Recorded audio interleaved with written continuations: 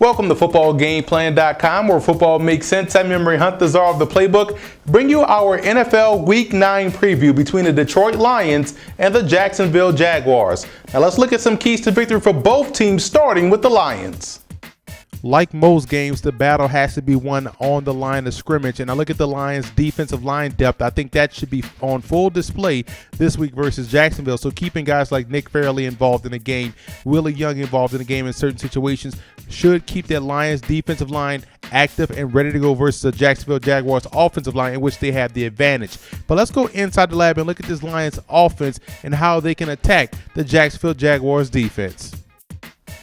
I think the Detroit Lions can have some success utilizing their tight ends. Both guys, Tony Scheffler and also Brandon Pettigrew, have a lot of athleticism and also provide instant mismatch problems for safeties and linebackers. And here's I have two ways how they can utilize both guys after they've run. Obviously, this is after they run their stretch play to effectiveness against Jacksonville. You see, we're going to get Matt Stafford out on the sprint out. We're going to sprint him out right there after the fake handoff. Right here, we're going to put Scheffler or Pettigrew in motion here. Put him in motion. Now we're going to have the tight end and the tackle on the play side. Down block on this guy right here, the 5 technique. And then as this tight end down blocks, holds it for 1, 2. Then he comes out into the flag, giving him an easy read. But this tight end is also shooting up to the flag route. So now you have two tight ends going to one side. Both guys can really make plays on the football and make catches. Same situation. Let's say you want to utilize the same bunch set in the same principles. A fake stretch, put Scheffler or Pettigrew in motion. Now we're just going to utilize this tight end and bring him back across the formation, drawing that coverage this way because we want to get this tight end again to the flag route. And that's how you really try to create opportunities, one-on-one opportunities and mismatch opportunities for your tight ends. The Detroit Lions can come into this game and utilize both guys to effectiveness. And here are two examples how they could do so versus the Jacksonville Jaguars.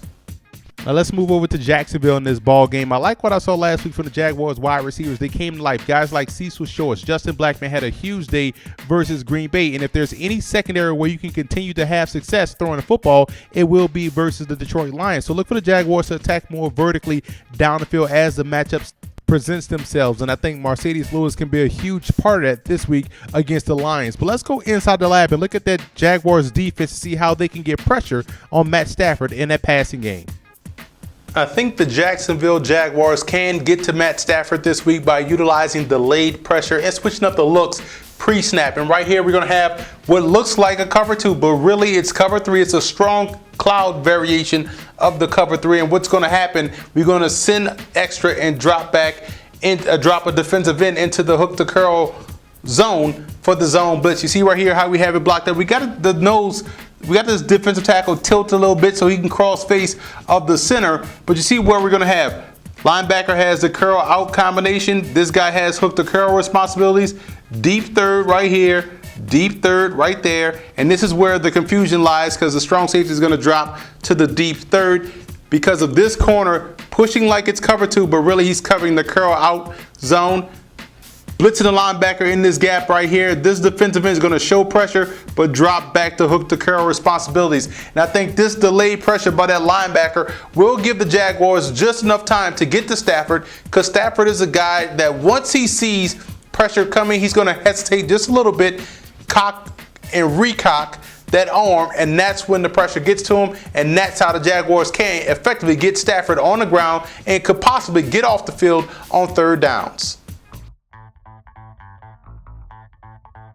I think the X factor has to be the secondary in this ball game. They have to make sure that those Jags wide receivers don't put together 2 solid ball games in a row. And on the flip side, the Jaguars wide receivers have to make sure they put together 2 solid games in a row because of the way they can attack this Lions secondary.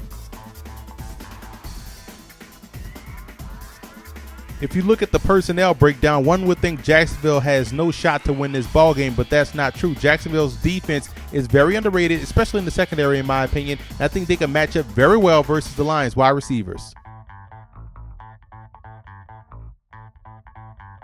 I like the Lions in this ball game. I think the defensive line depth that they possess will start to lean on that Jaguars offensive line in the third and fourth quarter, allowing them to get stops, allowing them to get sacks, thus getting that ball back for that explosive offense. And I think that's how they win the ball game, with their defensive front. And I also want to give a huge shout out to Jacksonville fan forums and Lion fan forums for always showing football game plan support.